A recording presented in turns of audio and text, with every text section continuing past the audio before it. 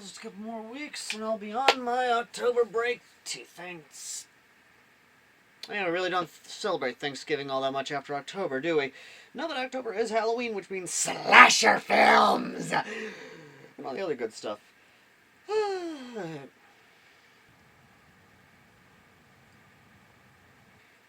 You know, usually when there's a box on my bed of a weird gun or anything of that nature, it's usually automatically possessed or someone's trying to basically make me review something horrible.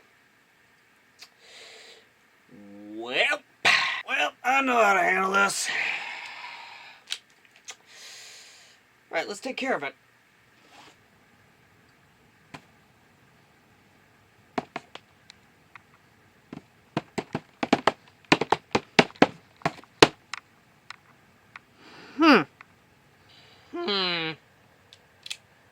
Well, it didn't react anyway when I touched it with the gun, so,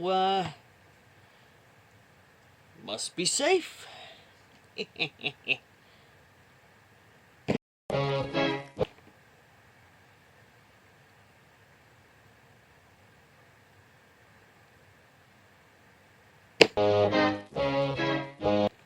Okay, seriously, what the fuck is going on here? No. Can't be.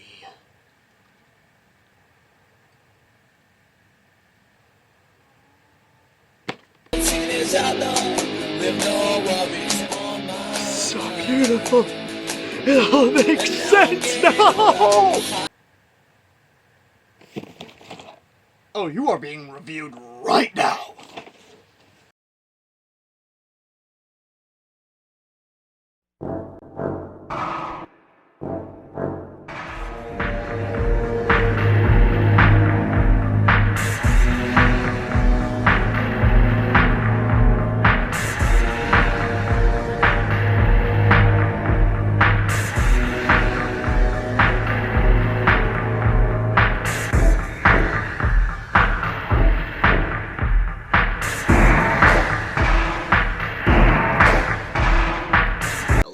Gentlemen, as always, I'm your host, AirsoftAL, and welcome to another AirsoftAL Reviews.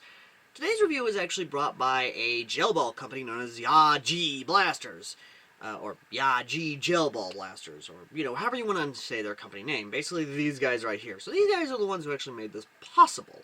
And if you want to buy this yourself, which, watch the review before you even consider buying the thing, pin comment down below to the links to not only their main website, but also their Amazon page, and all the other stuff that basically you're able to go through to help support the channel that we do here, as well as all the other stuff that we do here. So let's go ahead and talk about this blaster, because believe me when I say that, it's an interesting one. So I just want to take a moment and talk about the box here. The box is legitimately really interesting. I love the absolute sort of pseudo cyberpunk advertising they got going on here.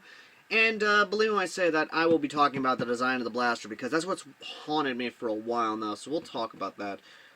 Trust me, we will.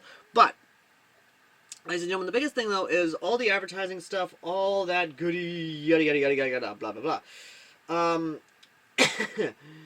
But, aside from that, of course, the biggest thing I think I want to talk about is just the back here. The back of this is absolutely kind of cool. I love the sort of pseudo blueprint type thing that you would see back in the early days of Call of Duty when Modern Warfare 1 came out, and you had like that blueprint type thing going on, especially Modern Warfare 2. It was just kind of cool. It was a lot of fun. This is a little annoying to me. They call it a clip. That's a magazine, not a clip. I have argued that for a long time. Everyone's argued that for a long time. We're not getting into it. But let's go ahead, break it open, and see exactly what you get in the box. Okay, so we have, of course, the box here. Let me move my tactical gloves out of the way. Which, of course, is the Yagee Gel Blaster DGR LEI. I really, really wish they would tell us exactly what that means, but we have 3 shooting modes. We got single, 3-round burst, full auto. Don't know what these things mean. They're adorable either way. But I do love the actual presentation here. I absolutely love it. I love the fact that it actually gives you some information. But this, roleplay, cosplay, obviously. And this being as cyberpunky as it is, this would fit any cyberpunk cosplay. I am not going to lie on that. But let's actually flip it over to see what the back looks like. In the back, legit, I love the way the back's set up, because this is just, it's not a clip, it's a magazine. Magazine, not clip, but you know what? It's whatever. The battery goes inside the grip, which is actually kind of a cool idea, I'm not gonna lie. We got a straight vertical grip. We got, of course, a team light switch, which is what this is for, meaning that this right here would be, of course, the team light silencer. But you know what? I don't think that silence is a thing, so we'll just open her up, and there's a lot, actually. Let me get it in view of the camera, actually. There's a lot in here. We have a free gift thing here, which I will not be... Oh, that would be a great poster, I'm not gonna lie. Yagee, get on this. Make this a poster. Or make this a t-shirt. Like, seriously, people will buy this as a t-shirt or a poster or a patch right there, because that just looks wicked, I'm not gonna lie. But, what is the gift thing for? Well, attachments! Lots and lots of goodies! I'm gonna put that up there for you guys to scan. Just, scan for free, right there. There's also another QR code right there. I'm gonna put that right there for you guys. Okay, there you go. That's actually kind of cool. These kind of look like stickers, but they're not stickers. I do like it, though. Legit. That's actually kind of cool. So, we're going to just put that to the side. We have the instructions, which are much, much needed. I love the fact they're trying to make it look like these are glow in the dark. That's cool. I'm not going to lie. That is legitimately cool. Let's see here. At least 3 to 4 hours to fully expand. Failing to fill hydrate gel will cause your gel blaster to not function properly, meaning it will jam. But that's about it. I like the charger indicator, which is a USB charger. But let's go ahead and go with the main blaster itself. Look at what we got here. We have, of course, if I could get this right here. We have a vertical foregrip, which, not the most tactical of it. Not the best, I'm not going to lie. That's, it's whatever, though. I'm going to set that to the side. We have, of course, our magazine, which looks to be 308. Almost. This almost looks like a 308 caliber magazine. Almost. But I do love this right here. I love the Chinese lettering. That is just so good. Again, this looks like it's 308 almost. But I might be wrong. Let me just set that to the side.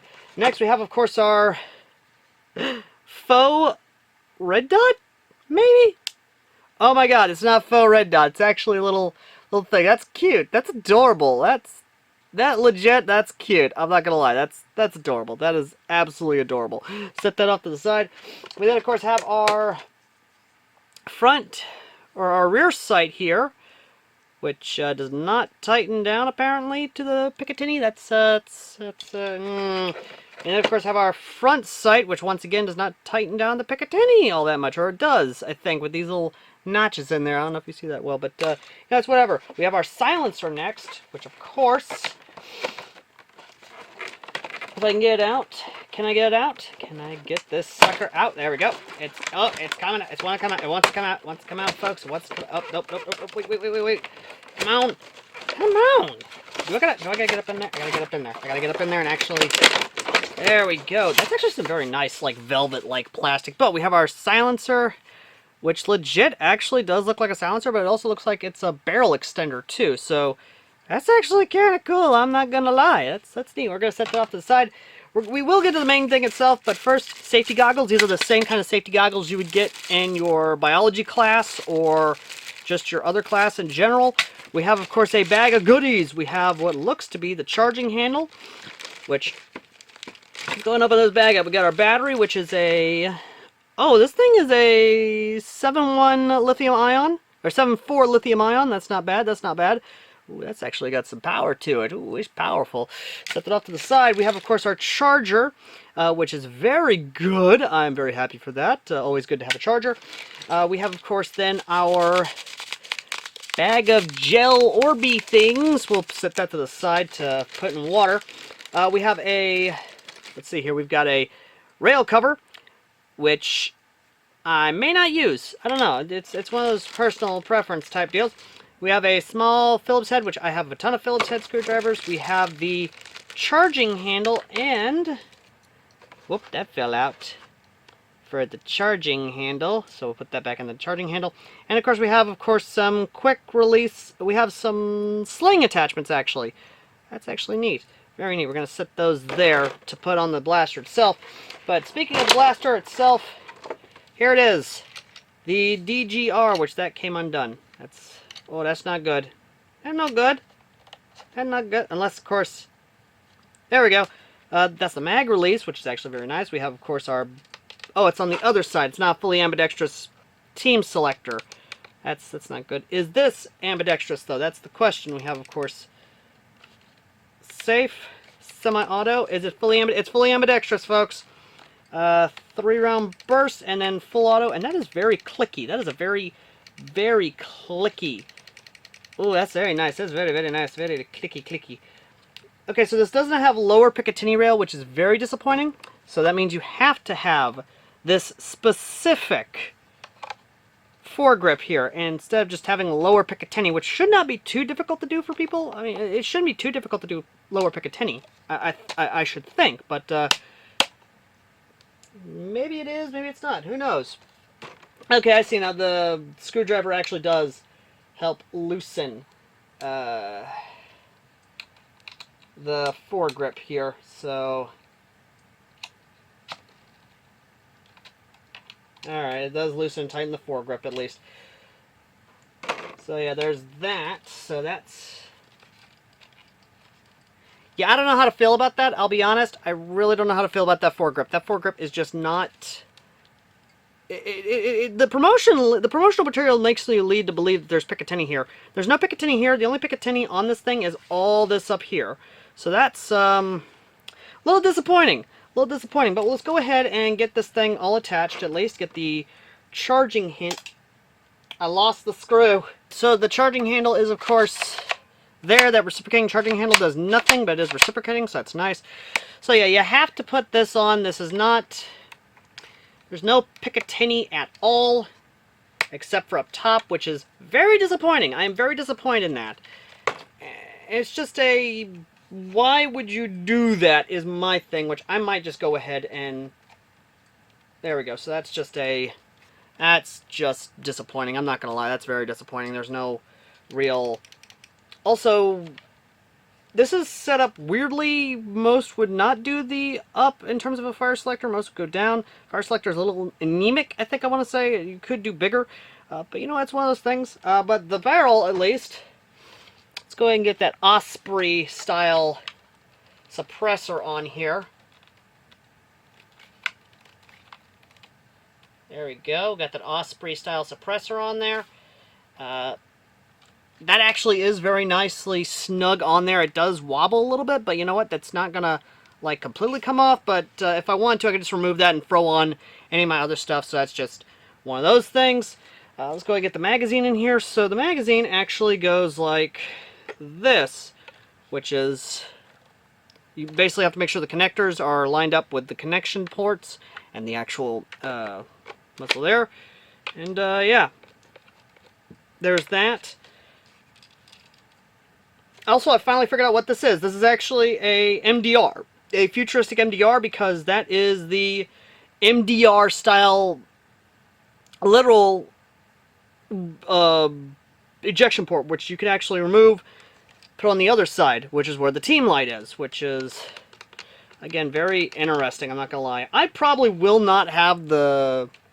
I'll probably not have the foregrip on here all that much, but it's definitely one of those things, but that is very much so a clicky, snappy bit. Does the magazine free... Yep, the magazine freely releases. It is very interesting, to say the least. I probably won't have the iron sights on here, or the red dot, honestly. I'll probably put my own red dot on there.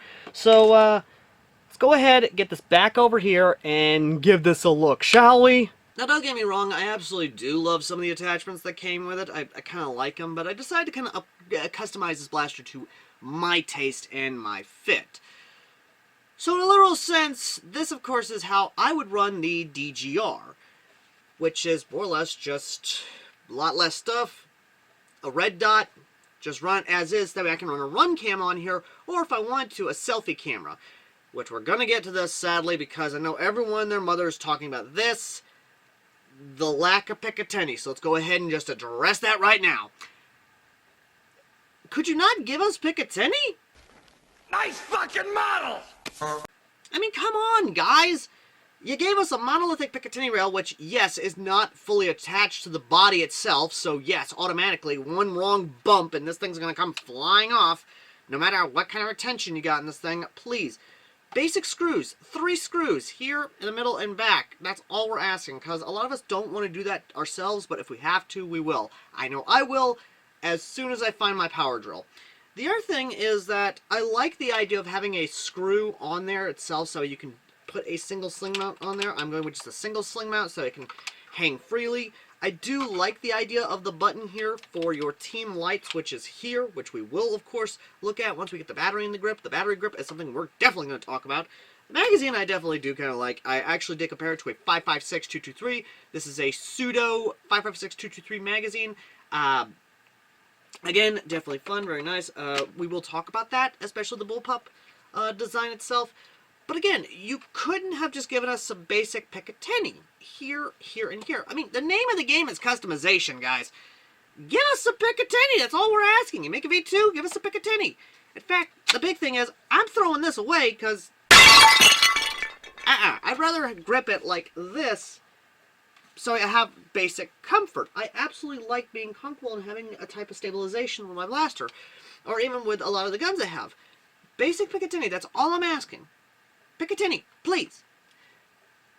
Now, the other thing, of course, you might want to go ahead and watch out for is the suppressor, because... Nice fucking model! That's going to happen. The glue and shipping may have come off, so you're going to have to re-glue it. The big thing is that the muzzle brake itself, right here, will not attach most tracer units. I tried it with, of course, the T238 Spitfire. It did not attach on there, meaning I would have to sand this down. But I can only assume that they want you to use their own, tracer units. Again, I wish they would have given us the ability to be able to use other tracer units. That's fine. The other thing is the grip itself, where the battery is. You could have made this more rounded, at least. Because I wear a ring on this hand, and that's the reason why I have the glove on, is because, again, that just not comfortable for someone who wears a ring, more or less. The other thing is the fire selector, and that is something that has been upsetting me a lot. Number one, the fire selector is done in a way that is kind of backwards in my mind. You have one all the way down, all the way across is, of course, off. The first click is semi-auto, but you have to literally take my hand. I have to literally take my hand off of... Let me show you this way. I have to literally take... Imagine this is my left hand. I have to take my left hand off and literally do this. So that's semi. That's 3-round burst. That's full auto. I have to literally take my hand off because my hands are too small to actually operate the gun. And the sad thing is, this is hitting my... This hand right here, I have to literally do this in a way, because if I didn't have this here, I'd be able to do it. But... Again, the way this is designed, it is so confused. It is just...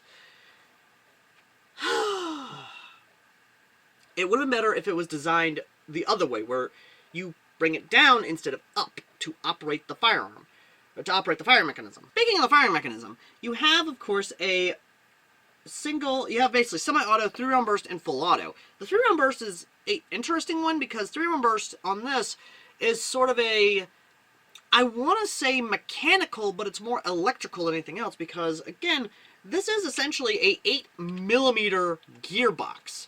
And if I had to speculate what kind of gearbox we're working with here, I'd say a pseudo V2, or at least the same kind of V3, or maybe another type that is being used in a lot of bullpup airsoft guns today, especially the economy ones from back when the MTAR was still being around, the economy MTAR, basically. Speaking of the bullpup design, this right here, ladies and gentlemen, is something that I am a little bit, yeah, because here's the thing.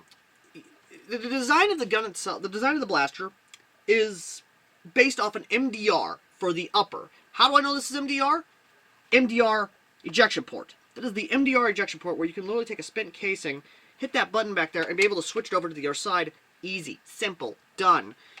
The other thing, though, is that the lower half is based on a combination of the Polish bullpup and the MDR front, as well as the MDR pistol grip. This thing is a kit bash of 2 different guns, and I like it, but they could have done more with it. Instead of the grip, instead of the magazine being angled like this, you could have just kept it straight so it could do a straight up and down, because again, unlike say a Tavor, which has of course its magazine release right here to where you could actually reach up like this, where you could just reach up, curve down, pull like that.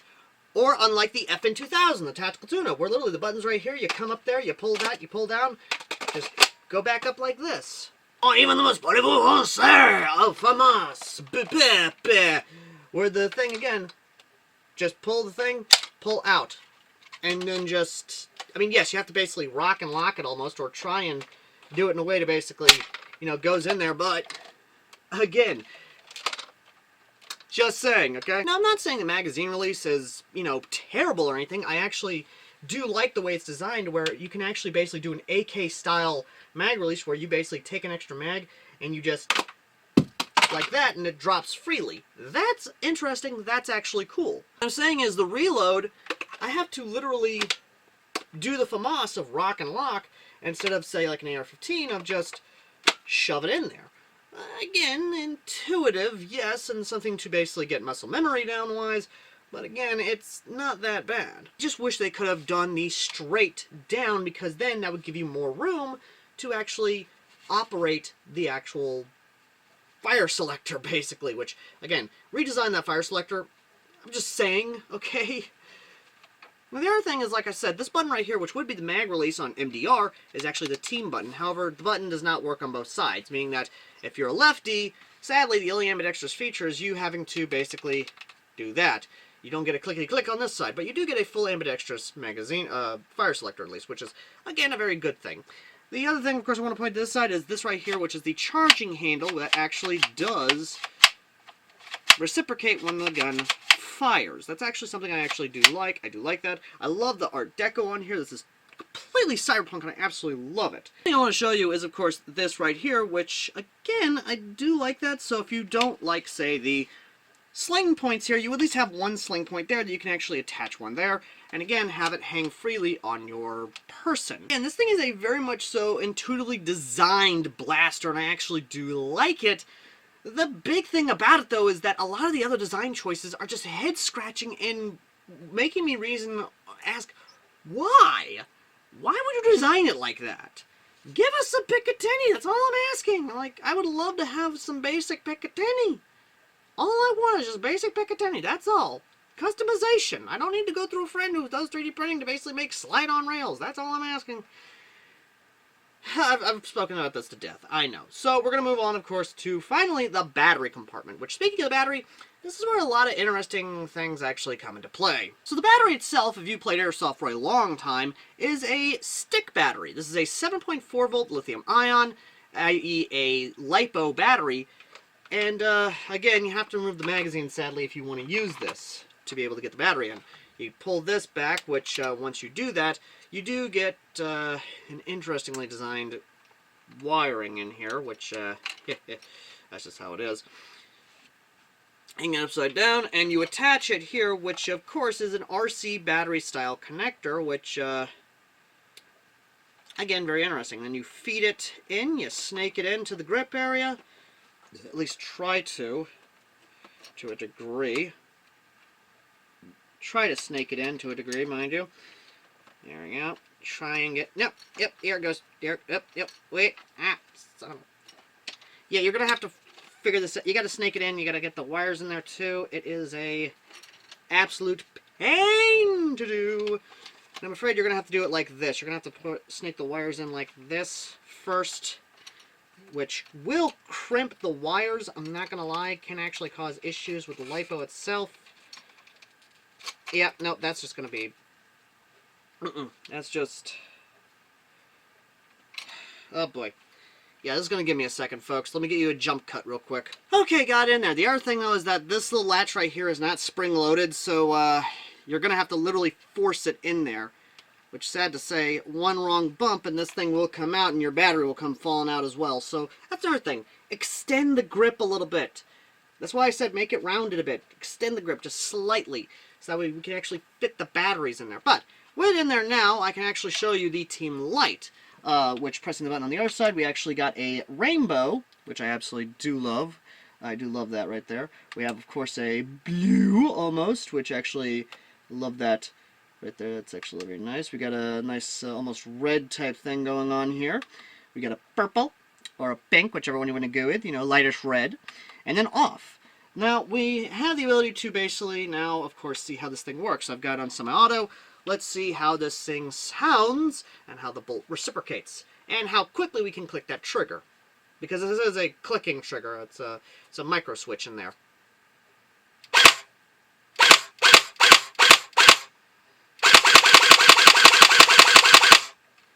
Got a good response to it. Let's see if I can finger bang it. Not a lot, actually. Nope, not unless I got a higher volt battery in there, which you can actually get. Links to it down below.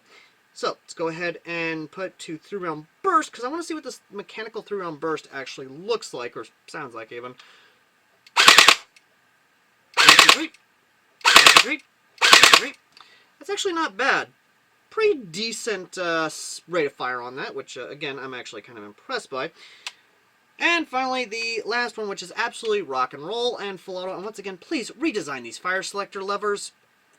I really don't like the idea of having to take my supporting hand off here and having to completely switch it over. I mean, yes, it's not that far, but still, you know? Alright, let's see what full auto sounds like.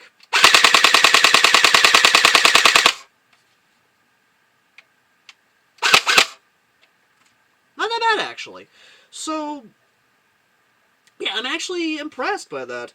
But, enough of that. Let's go ahead and get to the distance test, as in, let's go outside, load up the magazine, and see exactly what we're getting in terms of just actual range and really anything of that nature. Which, by the way, the thing about the magazine, I want to kind of touch on this a second. The magazine's kind of interesting because much like a LMG magazine that we have in Airsoft nowadays, which has a auto-winding feature whenever you fire the gun itself, this one has that same feature. So, again, that's kind of cool. And the way you load the magazine is you actually open up the back here and you just literally pour in the gel balls. So, yeah. That'll definitely be interesting. So, let's go ahead, take it outside, and see what we're dealing with. Hey, do you like tracer units? What am I saying? Of course you do. But you don't want to spend the money on tracer units. They're overcomplicated and don't really give you a clear instruction of how they actually work.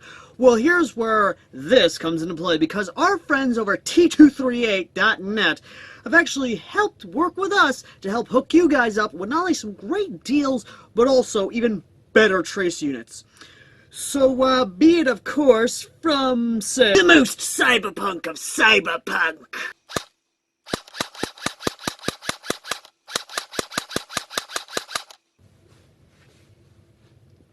Or even the most tactical of tactical rifles.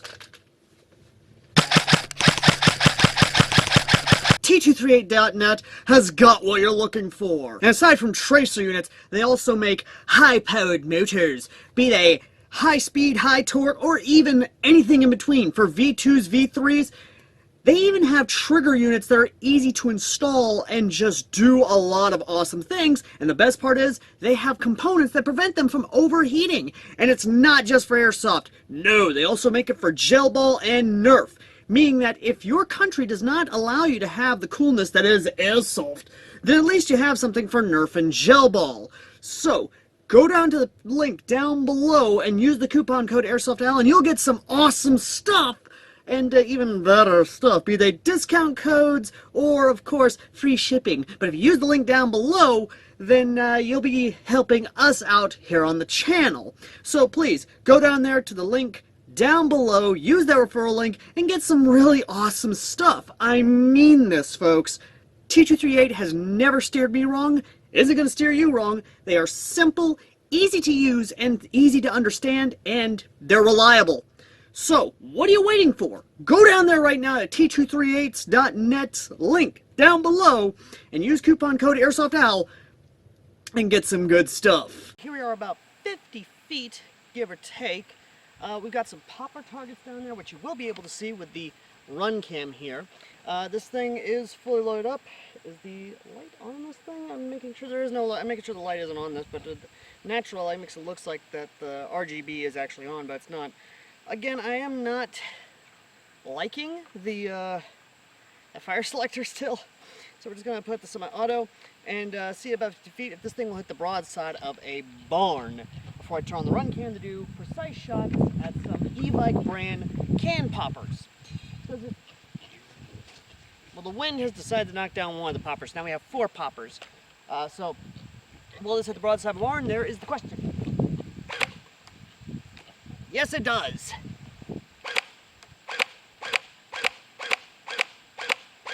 Very...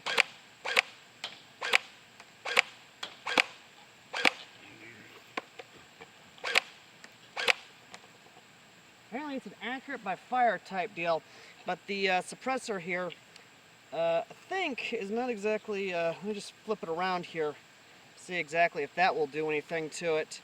Will that actually help out in the long run?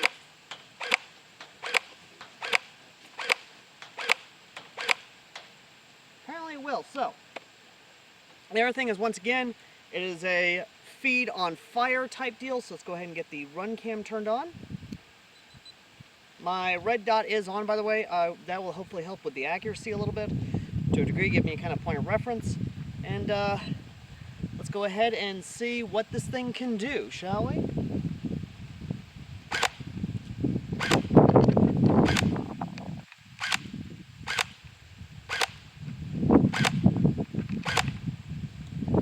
Yeah, no, that's not even reaching with the suppressor on. So I'm going to take the suppressor off, see if that helps.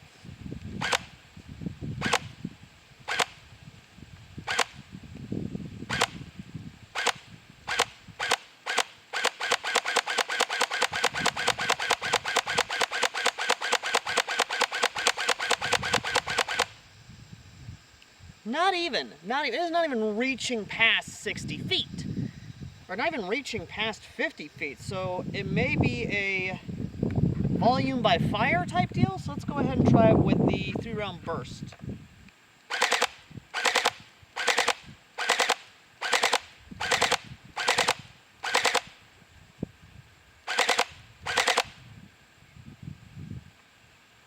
Not even. So let's go ahead and move a little closer and see if it will hit then. Here we are about 30 feet now. I'm going to try it with the suppressor on again. And this is about CQB engagement, meaning this is about building to building engagement. So hopefully we can hit something. Hopefully.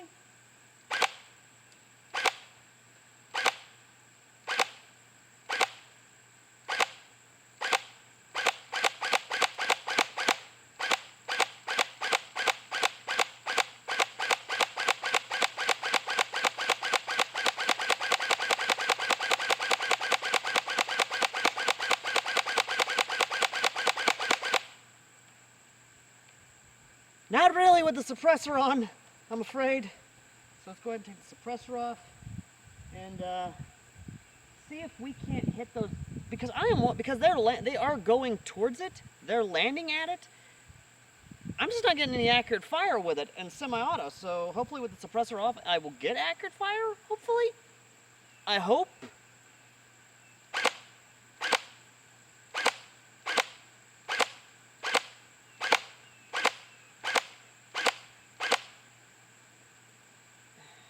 I guess I gotta try it with the 3-round burst. See if I can actually hit something.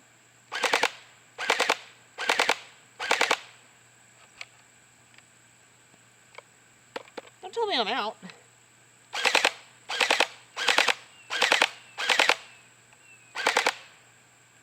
Am I actually...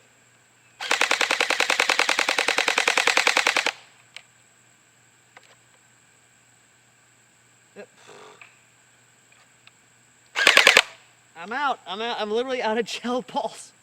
Good God.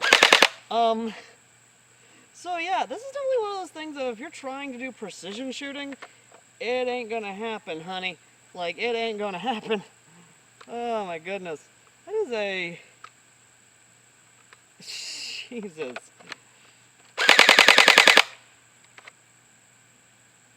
Like, that's just...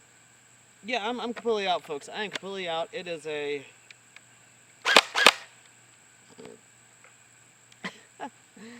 Oh my goodness, that was just... And this is me trying to be precise shooting at least, trying to do some precise shots, but Yeah, no, that ain't happening apparently. But in all seriousness though, it does have at least a very good rate of fire. It is definitely a accuracy by volume of fire. It is a really interesting thing to think about, but yeah, let's go ahead, get back inside, give our final verdicts on the DGR, and kind of my overall thoughts on this blaster, just as a whole. So, while yes, the DGR didn't exactly perform as well at distance, it's clear that this is meant for more of a CQB type role. Or at least something for more of a man-sized target versus a soda can-sized target. Meaning that if that was a man-sized target, I would have probably hit it, but at least it was able to reach at about 40 or so feet, or at least 30 or so feet. It's definitely within CQB distance, or at least within closer engagement distances. The big thing, though, is that while, yes, the FPS is about 200, give or take, granted this with a 8mm size BB, or at least a gel ball. And my earlier comments aside, what of this blaster do I actually like? Well, believe it or not, a good amount of this blaster I actually do like. Excuse me, what? Now, while yes, this could definitely do with some actual Picatinny on the side here, and of course here, instead of the basic slide-on stuff, an actual secure, proper secured upper monolithic rail here, as well as a proper diameter outer barrel here, so I'm able to use, well, T238 attachments. I will admit that I do like the fact that the suppressor here is not hollow, meaning that gel balls are not going to get stuck in here. I do wish that there was a hop-up, at least a built-in hop-up in here, or at least here on the suppressor itself. That way we could get those distances, or at least better distance. The one thing I do like is the reciprocating bolt, but I wish they had done it in a way that it could be on both sides. But I do like that there is at least a reciprocating bolt giving you a type of electronic blowback of sorts. The pistol grip is definitely a big one, especially with its blocky nature. I wish it was more rounded, or at least more comfortable, at least for the hand, so I don't have to wear gloves when rocking this thing. The other is, of course, the magazine. While, yes, I understand 200 capacity is something that is probably standard in gel ball, which is not, mind you, I wish they would at least gone the full 300 banana style, or at least Stanag style magazine, or a type of PMag, because this is based off a 20-round PMag. So yeah, something along that. The other one is, of course, instead of having it being at the angle like this, they could have gone with the standard M4 style and it be a little bit further back, like right here. That way you have more room to manipulate the fire selector. Again, the fire selector being the biggest one, of the fact of you need to change that to a degree. I mean, I am happy at the fact of it's fully ambidextrous, but my God, you need to really change that fire selector so the guy doesn't have to take his supporting hand and have to change the fire selecting. Again, just a whole thing there. But the biggest thing I actually like about this is its cyberpunk aesthetics. While, yes, this is a kit bash between, of course, an MDR from Desert Tech and a Polish assault rifle, which I would recommend you go check out Ian McCollum's videos on that gun. It actually is fascinating as all hell. The big thing, though, is that it is very cyberpunk, meaning that if you have a cyberpunk loadout, this will do well for you. You got a cyberpunk cosplay, this will do well for you. Or you just love cyberpunk in general, this is it. And for the price tag it's asking, which is about the same price tag as a entry-level AEG or even a Springer or even an entry-level sniper rifle in Airsoft, this is definitely affordable. And while, yes, I will say that the iron sights were laughable at best and the red dot was laughable at best, which is why I have, of course, my own personal red dot on here to actually get actual accuracy to a degree, mind you. I will admit that it is very interesting. Maybe put a higher voltage battery, maybe 8.9 or 9.6 to actually get some more oomph out of it. But I do have some 11.1s hopefully coming in the future, so I may put an 11.1 on. I may rock an 11.1 in this just to see exactly what we're getting out of this sucker. But again, it's one of those things. Not to mention for us airsofters, the modding possibility for this, because this thing takes 8mm gel balls, meaning that it could take 8mm BBs. Well, yes, those are expensive. There is the possibility that the company Yagee could actually convert this to airsoft. Instead of it being 8mm, 6mm. Because again, this is a really cool, interesting design, a auto-feeding magazine. Imagine this being 6mm. You don't got to worry about winding it, it'll auto-feed itself. Which, again, is a interesting thing. Or even just give us proper frickin' mid-caps. Again, there's a lot that could be done with that, and a lot that could be done with this. Again, the Picatinny situation would be very much so, you know, changed, please. But, again, there's a lot on this that goes for it. Like, the nylon fiber, faux nylon fiber. I think this is actually faux nylon fiber, but I absolutely love the look of that. I just love the look of this blaster in general. Like, it is so... I can't help but say it, cyberpunk. Which is why, even with everything I've said about it, even with everything, all the nitpicks, all the constructive criticisms I put out of this thing, the final score for the Yagee DGR LEI is no more, no less than a 8 out of 10. It's a good buy. It's definitely worth it for those who love cyberpunk and are obsessed with cyberpunk, or those who want an interesting but affordable gel blaster that is not going to break your bank if you're looking around Amazon to get into gel ball blasting. The other thing I think I want to kind of point out is if you're going to sell this and you advertise these on your website, please, for the love of God, also put these magazines on your Amazon web store, Yagee, please!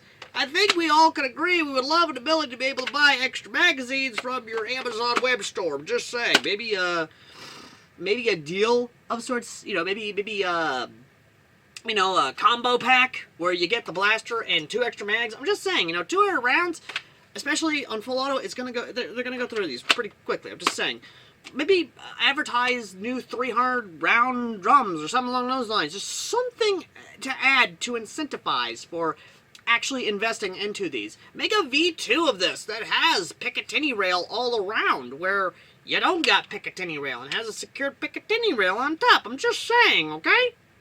Okay?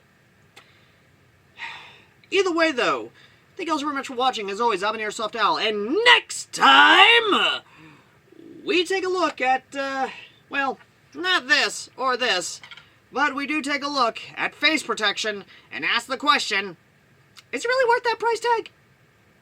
Till next time.